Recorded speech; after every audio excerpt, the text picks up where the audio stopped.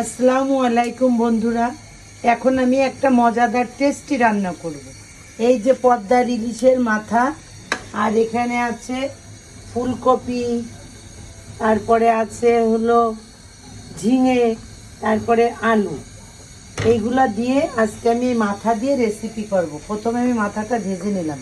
বিসমিল্লাহির রহমানির রহিম।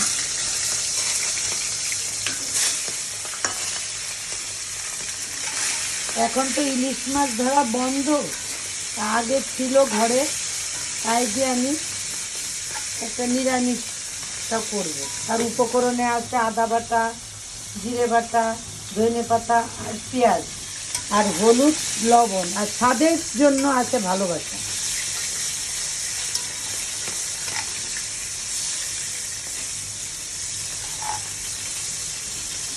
বন্ধুরা, মৃত্যুর কথা কিন্তু কেউ বলতে পারে না।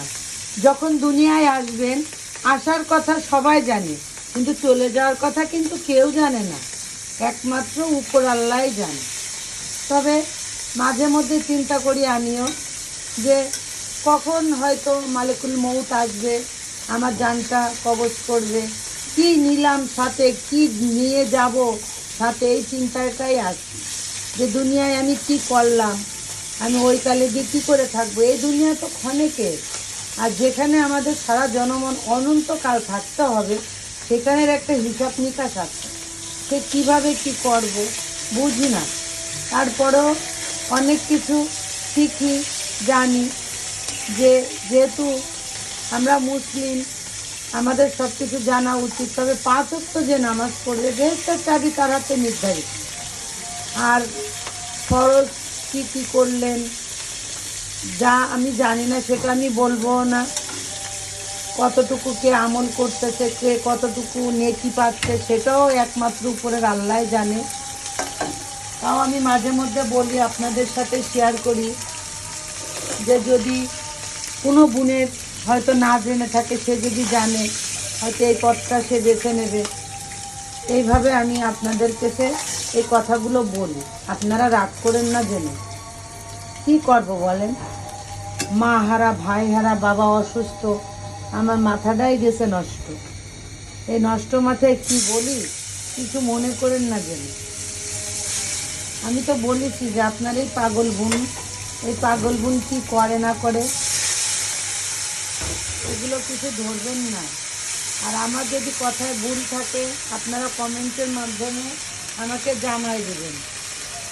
এবার আমি নিরামিষ তরকারিটা ওর মধ্যে দিয়ে দেবো। বিসমিল্লাহির রহমানির রহিম।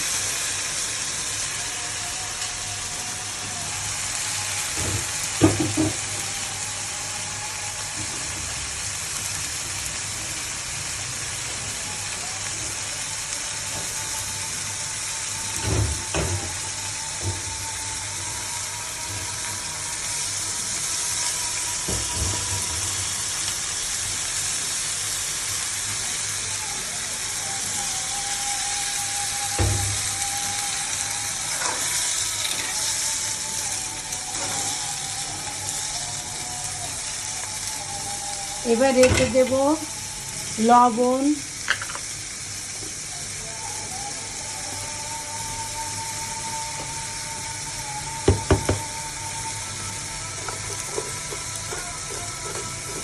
প্রয়োজন মতন লবণ দিয়ে দিচ্ছি, হলুদ,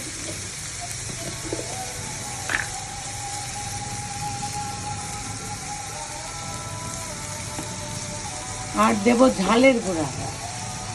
ঝালের গুঁড়াটা আমি কম দিই, কারণ আমার আব্বা তো খুব বয়স্ক মানুষ, উনি ঝাল বেশি খায় না, আর আমরাও ঝাল বেশি খাই না।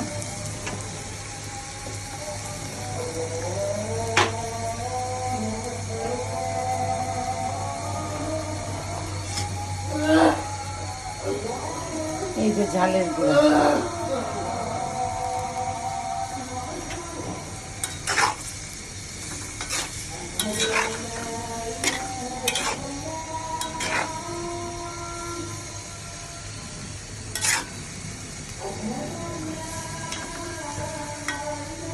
এবার আমি সিদ্ধ করার জন্য এটা ঢেকে দেব।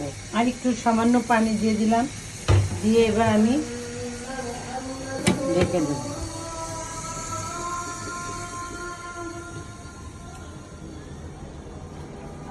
হে রাসূল তোমাকে আমি ভুলবো কেমনে,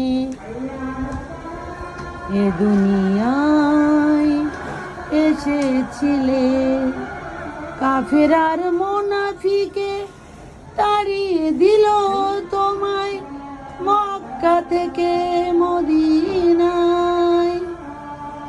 দেখার মতন ভাগ্য যে নাই, কেমন আছো তুমি নও মক্কাতে, হে প্রিয় হাবিব আল্লাহরই দোস্ত তুমি। তোমাকে জানাই হাজারো সালাম। বন্ধুরা, আজান দিচ্ছে, আজানের সময় কথা বলতে হয় না, নীরবে আজান সব শুনতে হয় আর আজানের উত্তর দিতে হয়। আমার নিরামিষ তরকারিটার রেসিপিটা কেমন লাগলো আমাকে কমেন্ট করবেন, শেয়ার করবেন, ভালোবাসা দেবেন। আল্লাহ হাফেজ।